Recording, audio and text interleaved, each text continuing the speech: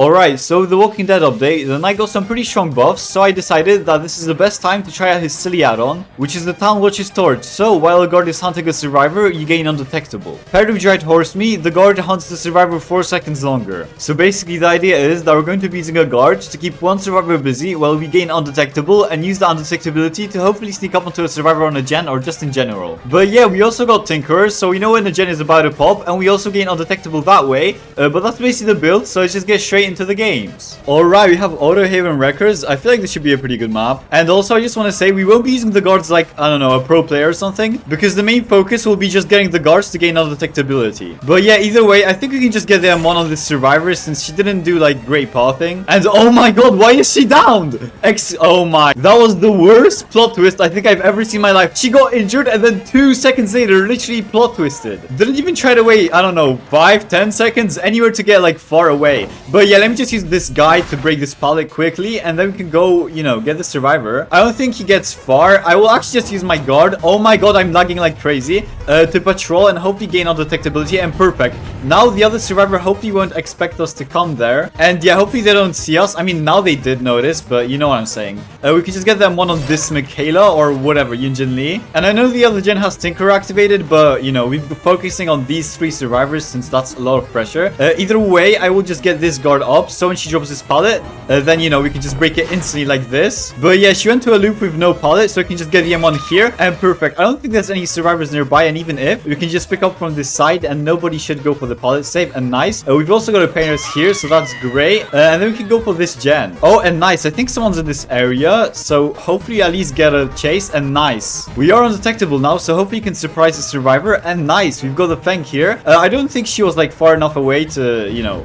oh my god. Yeah, let's just pick her up. This game feels like a fever dream, I swear. Let's just get onto this hook, and then we can, I don't know, probably use the jailer to get this survivor since he has like the longest chase time. And since she just unhooked, then, you know, it doesn't cancel itself. Because, you know, if a guard is chasing you and you unhook a survivor, then he's not chasing you anymore. Either way, we are undetectable, so hopefully she doesn't expect us coming here. And I don't think she did, so we can just get the M1. And perfect. I can hopefully get her pretty much soon after. Let me just break this pallet real quick. And then, yeah, she's going to this pretty weak loop. I'm pretty sure all the pallets were used up here. So we should be able to just go for the M1. And yeah, she did have a pallet, but she dropped it from the other side for some reason. Either way, let's just get her to the Scourge. There's also another survivor there. This is a perfect place, by the way, because you can access it with the guards like really easily. And also, I want to talk about something real quick. The 2v8 queue times are insane. Yesterday, I was playing with my friend, and literally, it showed us 34 minutes of queue time. Do you like believe that? 34 minutes. What? 21 cars.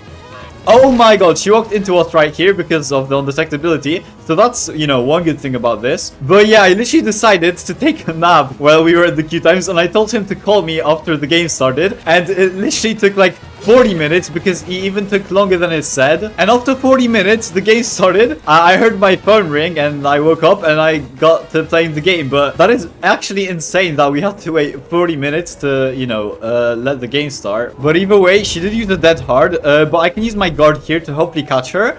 And nice. Now we can just use our undetectability to sneak up on this gen. And they shouldn't expect it, so I can just go for them one. And perfect. Look how shocked she was. I mean, like, I don't know. She's a special survivor though, because she used plot twists in interesting positions. So you can't really expect anything good from her. But either way, let's just go and want this survivor, get pressure, and oh my god, she used plot twist again. Honestly, not even gonna bother looking for her this time since we have other survivors to look for. And this guy just went to the corner of the map, so I'm not sure what they are doing though. Like, these survivors pathing are absolutely horrible. They're just going to no loops. And yeah, we've got another survivor here. Oh my god, stop. Let's just hook him onto this Scourge, even though we already, like, you know, used up all the tokens. I'm pretty sure the Yunjin Lee is around the corner, so yeah, let's just go catch her here. She would definitely drop this pallet though, so let's just use our guard to break her real quick, and she's pretty much cooked here. Oh, she did get out of the loop though, so that's kind of smart, but we can just use our guard here to, you know, get her in chase. And nice, I think we should be able to get her down. And nice, the guard downed her, so that's perfect. Also, one thing, I remember back when the knight released, I used to play him a lot, so I kind of know a bit how to play him. And with all these buffs, he's actually like so easy to play now, so that's great. He basically has his best add-on, which is called to arms base get. Oh, what, she's trying to show me something. What is it? There's a survivor in this locker. Oh my god, of course it's the fan. I mean, thank you for showing me that. I guess, like, that's interesting. Not sure what she was doing in that locker, though. But either way, let's go back. We've got Tinker on this gen, so we can just sneak up onto it. And yeah, hopefully the survivor doesn't expect us, even though we kind of, you know, went kind of close. Let me just put this guard down, so he can't really have anywhere to run.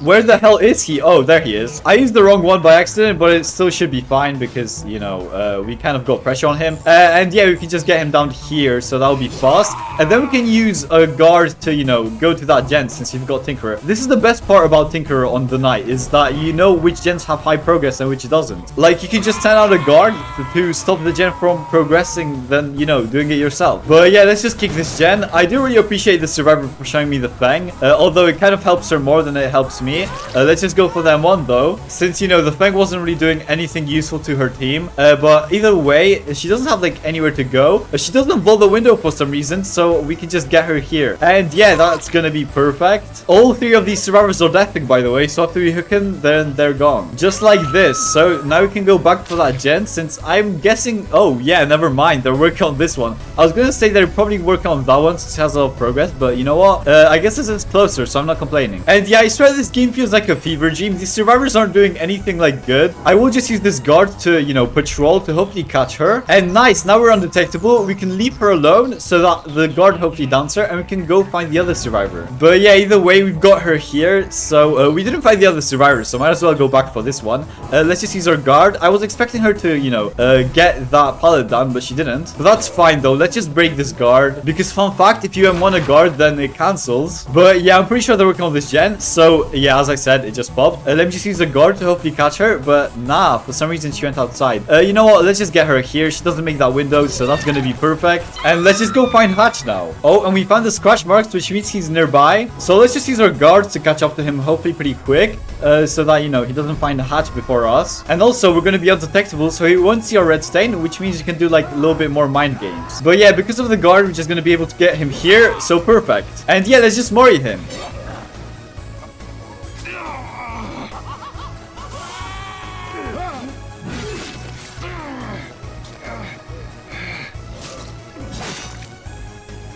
Alright, off topic, but I'd say the Knight's Mori is probably the best in the game. It just has so many animations and it's just so cool, I guess, but either way, I'd say this build worked pretty well. But yeah, let's just get into the next game. Alright, we have the Hawkins National Laboratory. I feel like this should be a pretty interesting map for this build, especially that, you know, we're going to be undetectable and this is an inside map. And also, all four of these survivors have medkits, so that's going to be kind of annoying. I did want to put on no quarter, but I didn't have the perk upgraded on the night yet because, you know, the killer is still relatively new. But oh my god, 3 down at the start of the game. I'm not... Oh, he DC'd. That is kind of annoying, to be fair, but hey, I guess I'm not complaining. Let's just get him to a Scourge, especially that they have, you know, 4 medkits. Oh my god, there's another survivor here. I wasn't even undetectable. Why didn't he expect me coming? Let's just go through this way since, you know, it's gonna be quicker. And then he's probably gonna vault that window. So I'm just gonna use my assassin to hopefully get through the window. And yeah, after he gets through the window, we should be able to catch him up. Why is he here already? Yeah, let's just get him down, I guess. That was annoying, but we did get him down after all, so that's great. But yeah, as I said, I wanted to put on no quarter, but since I didn't have the perks upgraded from the Handmaster yet, I couldn't get it on the night. Like, I do have the perks, I just don't have them upgraded yet, so I guess I'm just gonna stay with this build. But since the survivor at the start DC, then, you know, it doesn't really matter too much. I feel like this will be a pretty easy game now, which might be unfortunate, it might be not, but it will be a good showcase since this is an inside map for the whole, you know, premise of the build. I was expecting her to go for the pallet, but she didn't, so that's interesting. Let's just use our guard to, you know, put him down and miss completely the door. But yeah, either way, we are undetectable, so hopefully I can catch this survivor off guard or this bot off guard. You know what, it works as well. He went for this pallet for some reason.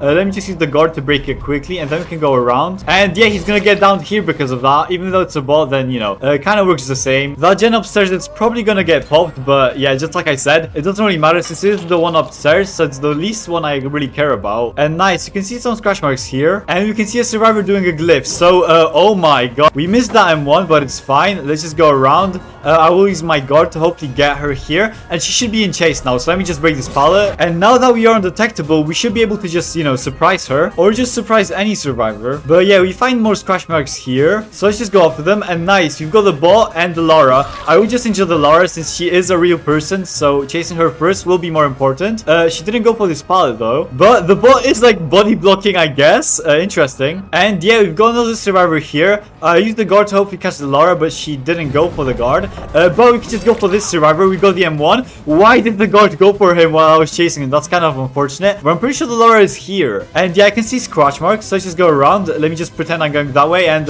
it's the boss, so it doesn't really matter. Let's just go for the M1, and he's dead. Honestly, I feel bad for these survivors, because now that I think of it, this guy only DC'd because I'm playing the knight. And I'll stand by this till the end of the day. If you DC because of any killer, then that's a skill issue. Because I'm sorry, just learn to play against the killer. It's not even that hard. This killer has like so much counterplay. For example, if a guard is chasing you and you unhook a survivor, they just instantly stop, so you can't really tunnel with the guards. Or if a guard is chasing you, you can just go up to a window to, you know, fake it out, so the guards go to that window. So, you know, it's kind of like literally a skill issue if you DC against the knight. Literally so sad, but either way, let me just use the guard to help you get the survivor. And then I'll actually just leave her because we can see that someone's working on that gen. All my guards are on cooldown though, but it doesn't really matter since we've got this guy who walks right into us. So that's an interesting, you know, thing to do. Oh my god, he has that one horse perk, which is kind of annoying. But we still get him hooked, and even we got him on a pain res, although we already used the pain res token on him. There's a survivor that just activated Tinker on this gen, so we aren't undetectable. I will send out a guard to hopefully catch her,